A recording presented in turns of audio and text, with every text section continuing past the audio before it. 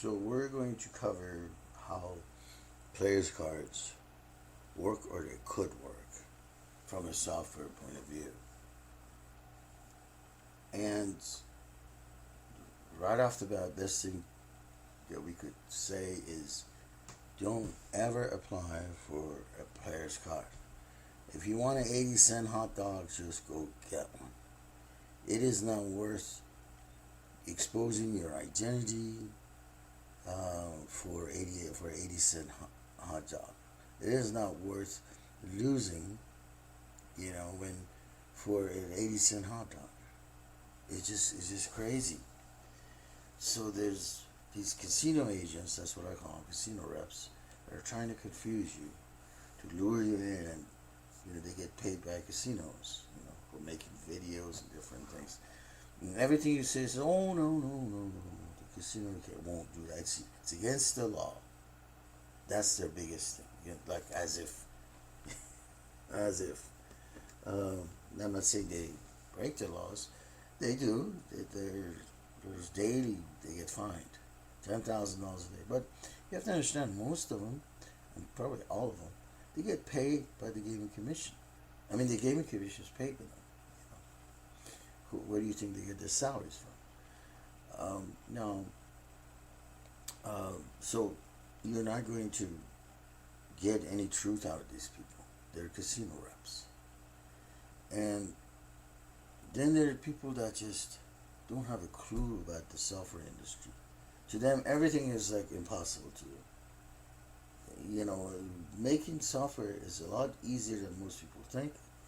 It can get complicated, but the first 10 years you do it, there's a lot of problems. Some people are just super smart, and they start programming within a couple of years, or even right during college, they start becoming great programmers. But most people, it takes 10 years, to become a full-on software developer. But after the first 10 years, which goes by really quickly, because you're getting paid, then you realize that it's really simple. By that time, it's really simple. You can do anything you want, practically. So you need to understand that making a player's card to work against you, it's a very simple thing to do. If you want to, sometimes it's good to know the technology behind it, just for your own, so you feel better. So if you want to feel better, you want to know the technical aspect of it. I can give you a player's card. Okay, I can program it so that when you insert that card into that slot machine, I always know who you are. Right? I got your records here, all your wins and losses. Or you're going to play table games, doesn't make a difference, right? So I can design it so that when you play in tables, there's not much I can do. But when you go over to the slot machine and you stick that in there, I can decide whether you can win or lose. That's my decision as a slot director, manager, whatever you want to call them. And is there something am I doing something against some law? No, I'm not. Again, we talk about this in the slot machine section. And casinos, if they suspect that someone is cheating or hacking into a slot machine, they have every right in the world. In fact, they're forced. Not that they just have the right. They are obligated to stop that person, whatever technique they can use. And as we mentioned in the slot section, prosecuting someone for cheating is extremely difficult. How are you going to arrest them to begin with? What sort of probable cause do you have to handcuff this person to do what? What do? They're sitting there just clicking the spin, and the judge finds out you're doing that. You're looking at a big mess. So prosecuting a cheater is not going to be That easy. So what's the next thing? The next thing is to make sure they don't win. Control their machine, and we talked about that with central service. They're all on the network, and each machine I can easily. I mean, it takes not that long. Maybe a couple of days of programming. I can program it so that when you place your card in the next machine, everybody around you is winning, and you're not winning. And then you say, okay, well, maybe this machine is just not paying. I'll go to another machine. You go to another machine, it's the same thing. That's the slot director telling you, get out. You're not going to win. Get out of this casino. That's what they're telling you. It doesn't make sense that anybody off the street walks in and stick $100 and they get a jackpot and you don't get any. But you used to, right? You used to get lots of winnings. But you've been going too much. And as we cover in the stop or all the videos, you cannot be a regular winner. They're going to get rid of you. So what happens after you've made all this money, several $1,000s? You're using the casino as an ATM machine. You're going in there and they're going to get you. What happens is you go there and you hear all these jackpots, and you go, oh man, everybody's winning. You stick your $100 in there and you win nothing because they're on you. Okay? I mean, it's just like anything else. I could set it up that when you connect your player's card, I get a flag on my computer system. This guy's playing. So I'll just disable your machine.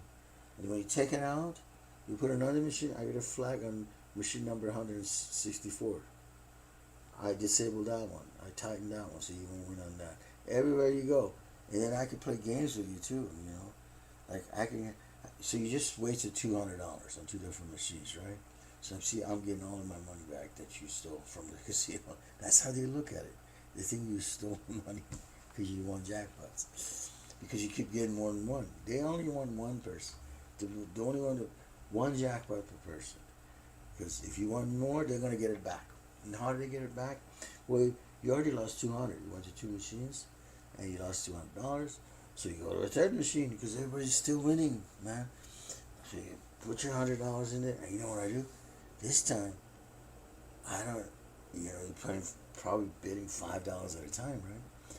So you press the button, a couple of times, 3 times, and then on the fourth one, I'm gonna let you win $20. So okay, this one's paying. So you went down to 90, but now you're up to 110. Okay, so at least you got your money back. And then I'm gonna make you go to 140. So oh wow, I found the machine.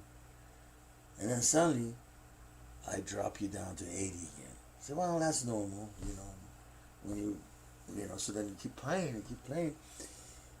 And then I bring it back to 110, and then after that, the machine just goes cold. You don't get a penny. Yeah, you get something for $5, $6, or 20 cents. You keep getting 20-cent bonuses. And so now you lost 300. You're not going to stop, because one of these machines is going to hit because you didn't take this course yet. In your mind, you're saying, all these people, man, everybody's winning, and I'm not going to win? How could that be? Am I choosing the wrong machine? Obviously, if I choose the right machine, just like this guy, he's never played slot machines. I could tell by the way his wife screams, about their winnings. They're on vacation, they've never played slot machine. They put $20 in there now. He's got $1,600 in winnings. So, and I'm not trained, but I'm a long-term slot machine player, and I can't win. Hell no. I'm going to win today. Oh my God, you're in so much trouble. Because it's going to be 100 after 100. And next thing you know, you dropped $1,000, you can get a penny back. And it's very simple to drop 2 or 3 or 5,000. People drop 5,000 in these machines like nothing, So, but the fact is that you can bring 100,000 and the slot manager wished you would bring 100,000 because he's going to take that entire 100,000 from you. He's not going to let you win because you are done with this slot. Now you can go play something else. You know, you can go play poker or something. But if you play blackjack, then he's gonna watch you. Somebody else gonna watch you because you're known as a winner. Once you're a winner, you're a goner. They're not gonna put up with you anymore. So it's extremely important to make sure that they don't have any records of you or winnings or losing, even losings. And you can keep track of yourself. You know how much you lost. You could probably take it out of your checking account or your ATM, and it's going to be nearly impossible to get a tax write-off anyway. Most states you have to, if the casino, if the casino reports or you report you made so much money, they're going to tax you, right? And then when you want to do your losses, there's a limit on that anyway. So if you lost 100,000 and you won 100,000, you're not going to get to write off that 100,000. There's a limit in every state. So just don't do it. Don't do the player's card. Go get your 50-cent hot dog with your own cash money.